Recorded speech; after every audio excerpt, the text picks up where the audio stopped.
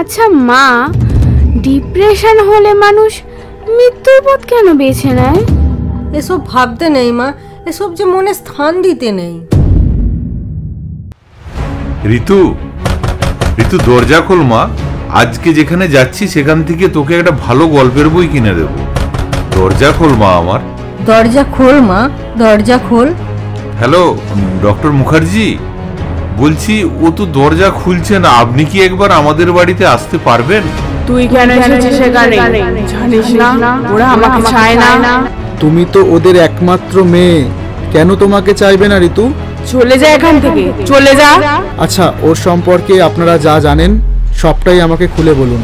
পড়াশোনায় ওর খুব উদ্যোগ, কোথা থেকে কি যে হয়ে গেল বোঝার আগেই সব শেষ। সে কি, এতক্ষণ বলেননি তো? শুনুন, যেভাবেই হোক আমি একবার একা ঋতুর সাথে কথা বলতে চাই। সব শেষ হয়ে যাবে, কেউ কিছু করতে পারবে না।